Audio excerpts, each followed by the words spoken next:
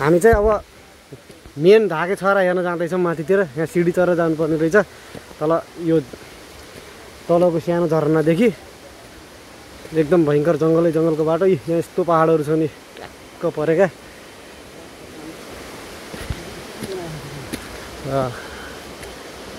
एकदम सिडी छ यहाँ। धेरै माथि छ अरे, धेरै माथि चढ्नुपर्छ अरे। सिडी सकेर पनि अझै अरू हिँड्नुपर्छ भन्ने कुरा आएको छ यहाँ। यहाँ त अघि बढिरहेका छौँ हामी। धेरै माथि आइसक्यौँ तलबाट भन्दा यहाँ भन्दा अहिले यहाँ आइसक्यौँ। त्यो माथि छ अझै हिँड्नुपर्ने। अलिकति तेर्सो बाटो रहेछ अहिले चाहिँ। यहाँ अलिकतिसम्म हिँडिरहेको छौँ हामी।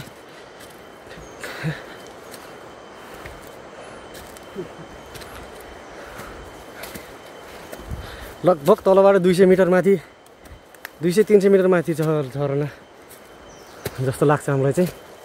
हेरौँ कति छ। पहाडमै होला। हाम्रो दाङको एकदमै सुन्दर झरना चाहिँ यिनै हुन्।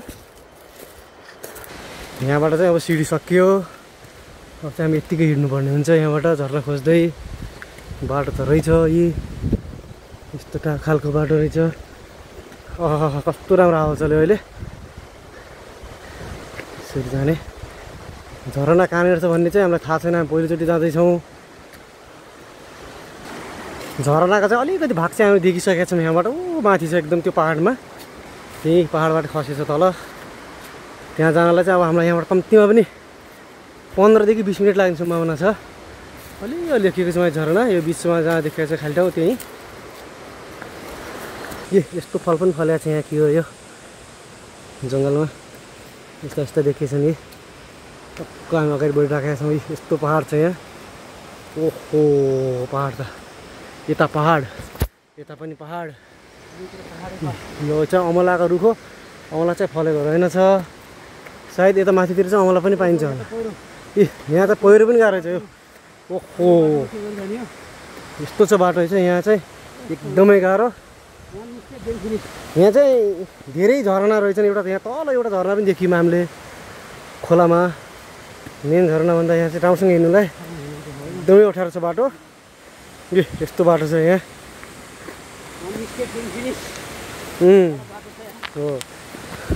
ओहो हेर्नु त यो यहाँदेखि एकदमै ठुलो पहिरो गएर चाहिँ माथिदेखि तलसम्म।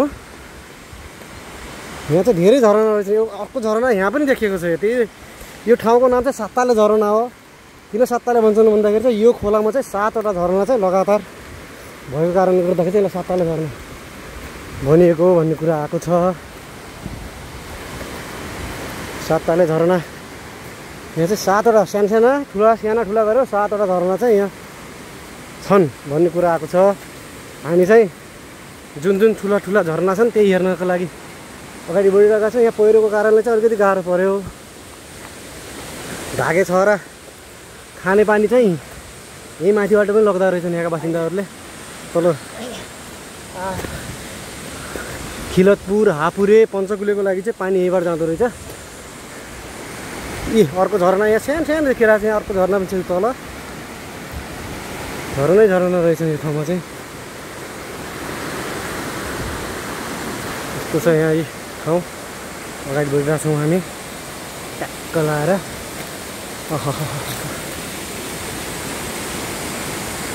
अति सुन्दर अति सुन्दर। यत्तिकै नेपाललाई स्वर्ग भनिएको होइन।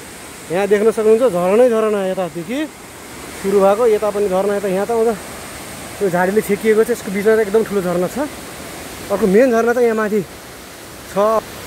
अब हामी देखाउन सक्छौँ। माहौल एकदम ढोइसकेको छ। र अब हामी हाम्रो गन्तव्यको एकदमै नजिक छौँ। 2 मिनटमा हामी अब पुग्छौँ यहाँबाट। हाम्रो गन्तव्यमा हामीले झरना देखिसकेका छौँ। तपाईँहरूले पनि आवाज सुन्नुभयो होला सुसाएको। ओहो यो त एकदम भवाल झरना रहेछ। एकदमै राम्रो झरना। एकदमै राम्रो झरना है। तपाईँले नजारा देखिसक्नु भएको छ। यो हो स्वर्ग।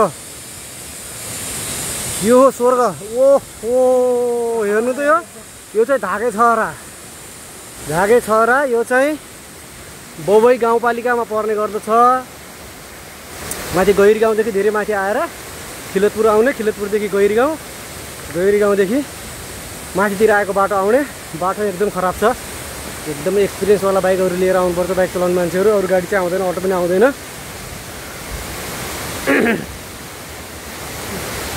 एकदमै यो झरना घुम्न चाहने मान्छेहरू बाइकमा आउनुपर्छ।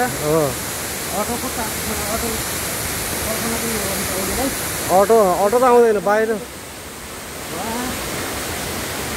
बाटोमा पहिरो गएको कारणले गर्दाखेरि चाहिँ अटोमा चाहिँ आउन सकिँदैन, बाइकमा आउनुपर्ने हुन्छ। र अति सुन्दर पनि किन, अति सुन्दर झरना है यो चाहिँ।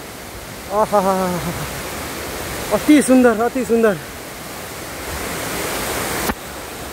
मामा हिँडिसक्नु भएको छ। यो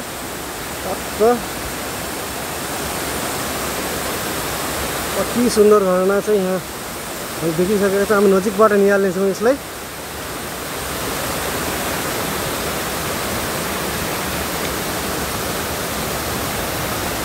यहीँसम्म हावा आइसकेको छ।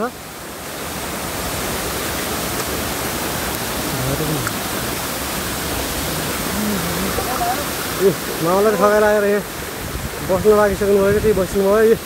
यहाँको झरना चाहिँ यस्तो छ। यो एकदमै हाइटमा छ। अब मोबाइलमा हल्का सानो देखेर, तर नजिकबाट आएर निहालेपछि थाहा हुन्छ। एकदमै हाइटमा, एकदमै राम्रो। म नजिकबाट देखाउन चाहन्छु।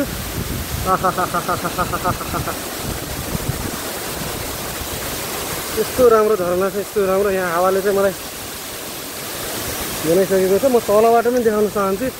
यसको चाहिँ यतादेखि छेदैदेखि देखाउँ। यसलाई चाहिँ यस्तो लाग्छ। यस्तो छ यतातिरबाट पर्छ पानी।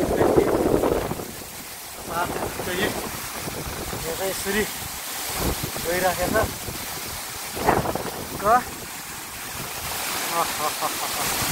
यतातिर पनि छ अरू पानीहरू चाहिँ। यसरी ठुलो चाहिँ यस्तो छ ठाउँ।